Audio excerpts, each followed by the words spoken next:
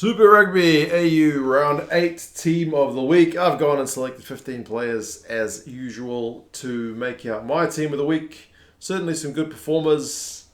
And yeah, we'll see how it goes. Should be a bit of fun. I've just gone back and watched the highlights, so hopefully it's kind of fresh in my mind. It's harder when the games are on Friday. But yeah, that's what it is. We'll start with props.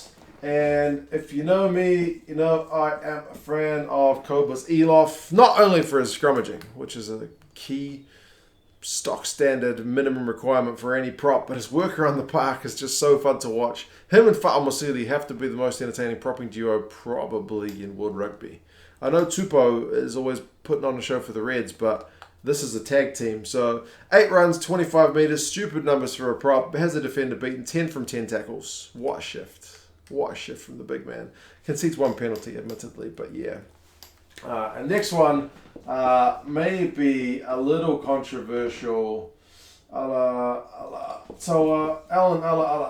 from the Brumbies could have maybe seen a card for one of his tackles, but he makes 14 from 14 tackles, which is a huge shift in a losing effort, but they were close. Does concede 2 penalties, which is more than he would like, but 3 runs for 2 metres, prop-like numbers, not Elof numbers, not Fa'amu ceiling numbers, not Tupou numbers. Concedes fewer penalties than Tupou, but yeah, Alatawa, good guy to have back. If they don't have him, I think they're a worse team for it. Hooker, I think maybe Falau Fainga probably stood out maybe a wee bit again this week. He's got some stiff competition for the Wallabies, doesn't he? Because Dave Rennie's having a look around. But Fainga finishes with a try, 6 runs for 13 metres, 2 defenders beaten, a pass, 6 from 7 tackles. And key point is the line-out is 100%. That's, I mean, obviously it's not a one-man gig, the line-out. It takes a whole team effort, but he has certainly got a huge role in that. So if I was Dave Rennie, I would certainly be enjoying the numbers that the Brumbies consistently put up at line-out time. Locks, I have gone with Timani from the Force. Great to have him back, and he's really putting in a big shift as well. I think it was Thrush who had like the line-out steals this week, but Timani around the park, 16 out of 18 tackles. He's a monster of a man, and when he's doing that, that's definitely a good thing. He has 4 passes and an offload, so he's getting involved. 6 runs, 10 metres is about what you would expect from a lock. He has 3 line-out wins, so he does contribute in that area of the game as well. Does concede 1 penalty, but overall, I think Timani is a great guy to have back in the game, and the Force will only benefit from having him in the side.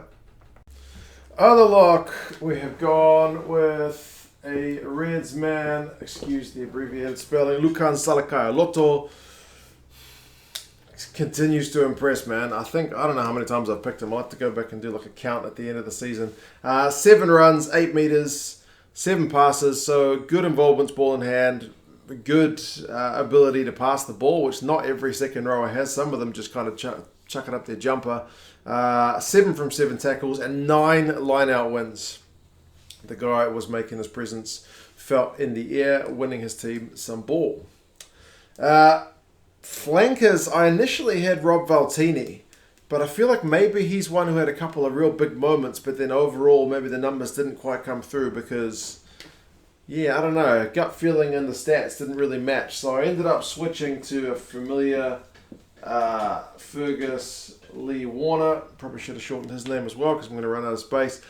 2 runs for 20 metres is a phenomenal return. Maybe he would have liked to carry the ball a bit more, but they didn't have as much pill as they would like. A beaten defender, a pass, 10 from 11 tackles, wins a line out, does concede 1 penalty, but think... overall, he always contributes really well when he plays for the Force, whatever position it's in. From the Reds, Fraser Mcrae, again, looked like he was just everywhere. Every time he looked up, he was getting involved. 9 runs for 11 metres. It's not like the best conversion rate from runs to metres, and you could even say that's a drawback, but it means he's involved. He has 6 defenders beaten, likewise 6 passes is high for a Lucy, 8 from 9 tackles, wins a turnover, has a line-out win. It's just bloody everywhere for the Reds, and he's looking even more impressive in the absence of Michael Hooper, isn't he? Anyway, number 8, I went with Harry Wilson, just fit it in, from the Reds. And I thought this season, largely, he has been quieter than Harry Wilson of the past, but he showed a bit more bite in the game at the weekend. 15 runs, 43 metres, 2 passes, beats a defender, makes 7 from 7 tackles, wins a line-out. Proper back on form. I wonder if he's been carrying a slight injury or don't know. But maybe teams have just learned to keep him quiet, but he certainly showed a bit more what we're used to seeing from him at the weekend. Did concede 1 penalty if you're looking for a black mark. Number 9, I've ended up going with Nick White. He's got one area of his game which is just ridiculous. He finishes with a penalty goal, which was a huge kick right before half-time. Impressive in itself. 3 runs for 7 metres is not all that flash, but 34 passes, 13 from 13 tackles from a number 9 is unheard of.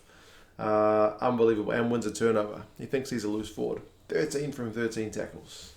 Obviously, his primary job is distribution and kicking, and he puts in a few kicks as well. But yeah. Fly half, I've gone with James O'Connor from the Reds. Finishes with a try assist, a conversion, 4 penalties. And I am once again impressed with his captaincy because there are times when I thought, man, what are you kicking the poles for? But it worked out.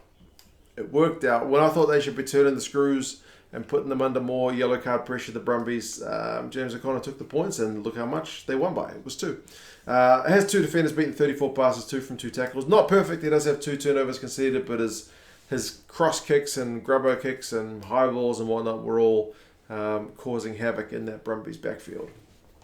Midfield, on his return, I have gone with Kyle Godwin. Didn't set the world alight ball in hand. 6 runs, 12 metres is like, okay. Obviously, you'd like it to be a bit better. Has 1 defender beaten. 11 passes shows kind of, remember, he used to play fly half from time to time.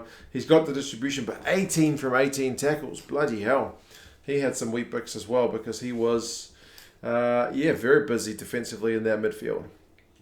Having to keep some very dangerous Reds attackers quiet. This fella, Mr. Fluke from the Reds, not a fluke that he makes the side band. I mean, to put something under this board, otherwise the legs are going to squeak. It's not the marker, it's the legs. I thought he was quiet in the first half, but second half he finishes with a try. He has 7 runs for 75 run metres, 2 clean breaks, 5 defenders beaten, and 5 from 6 tackles. Weirdly, he's credited with 0 passes. So if he's going to play midfield in future, he's going to need to learn to pass the ball. But overall, I thought he contributed, especially in that second half. Outside backs, I've gone with Marika Korobete.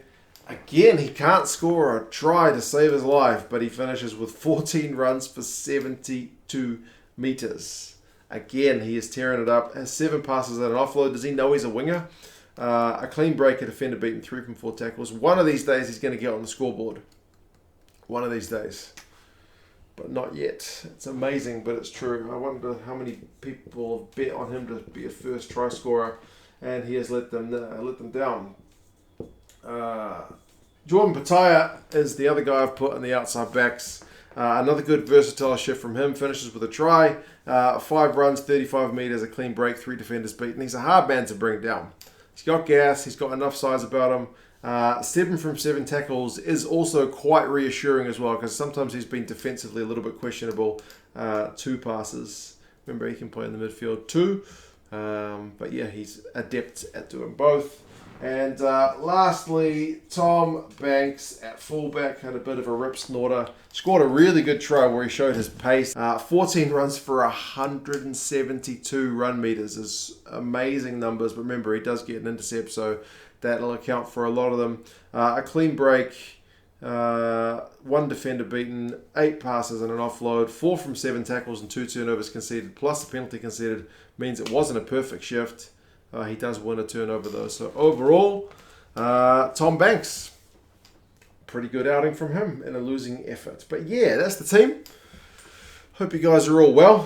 If you haven't yet, do what Tom Banks did when he dotted down, and dot down on the like button, because it does help the channel out with the algorithmic stuff that YouTube goes through. But yeah, otherwise let me know your thoughts on who you would have had in and out, and I'll talk to you again soon. See you later.